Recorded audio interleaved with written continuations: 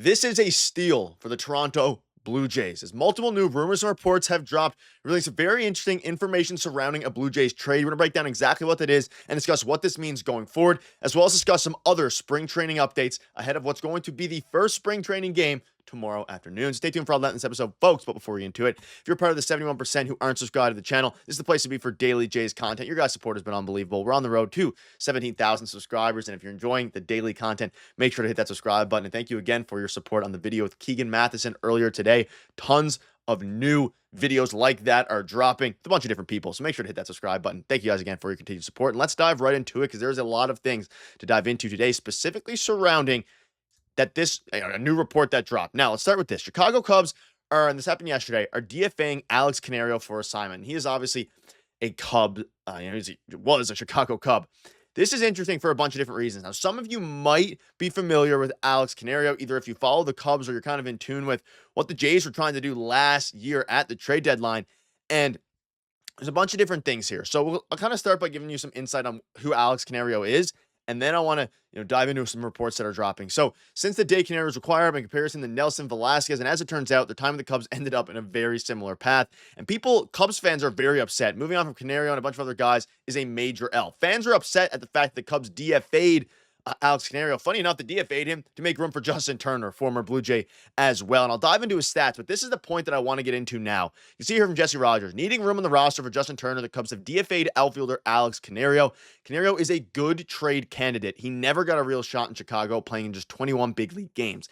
And if you remember this, the Blue Jays asked for Alex Canario in trade talks with the Cubs for Danny Jansen at last year's trade deadline. I would take a flyer here as a platoon bat with Joey Loperfido in a corner outfield spot. And this is where things start to get extremely interesting, because we covered it a little bit at the deadline last year. Of course, Danny Jansen ended up getting shipped to the Boston Red Sox, but there was a lot of talks about the Chicago Cubs, and there were some rumors, some reports that they were looking for Alex Canario in that package, and the Cubs either refused to give him up or, the Jays want a little bit more.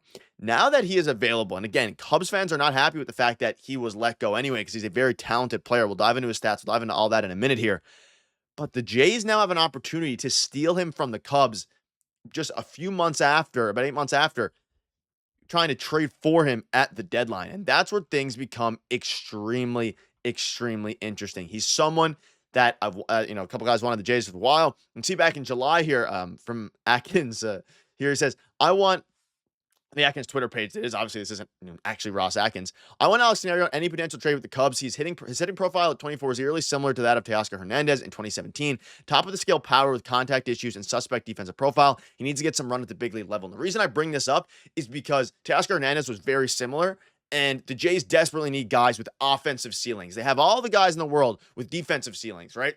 Andres Jimenez, Dalton Varsho, all these different players. If you can now get a guy for very cheap, probably via trade, because he won't clear waivers, probably via trade. And you can see his stats here. I mean, last year he was very solid. He put up a 955 OPS in the Winter League. I mean, you think back to 2024 with the Chicago Cubs, he still put up a 797 OPS. He had almost an 800 OPS in 15 games. Like, he has hit throughout every level. You're seeing some 1,000 OPS sprinkled in there in 2023 with AAA 866 OPS in 2023.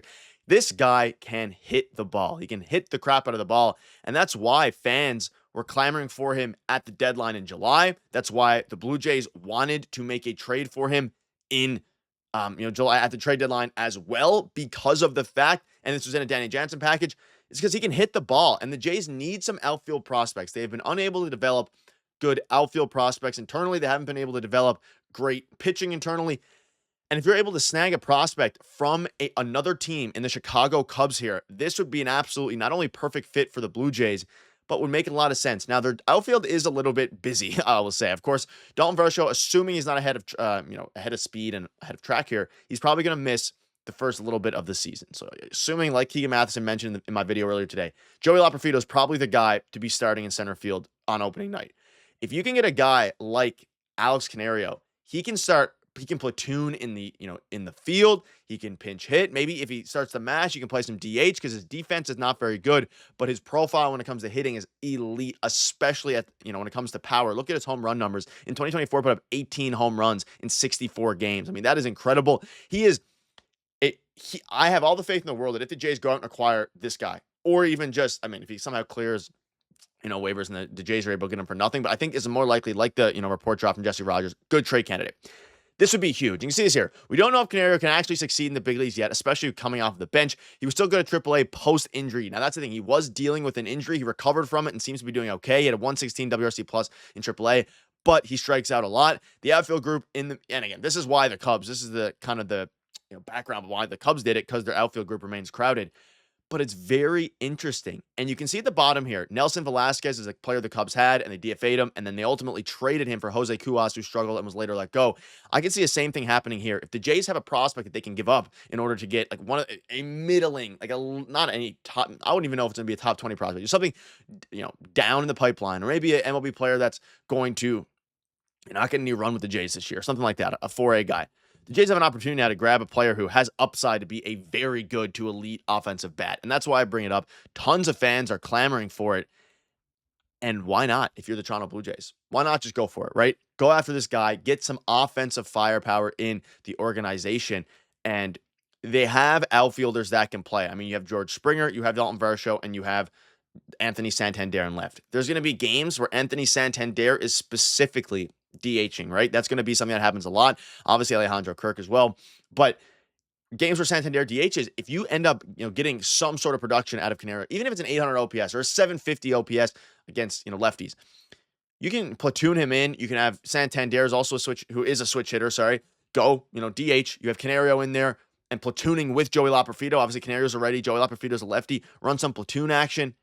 It makes all the sense in the world. And I think this would be a perfect fit. We're talking about how the Jays are one bat away. I don't think this guy's going to be the savior unless he has a really big breakout year. He's young. He's 24 years old.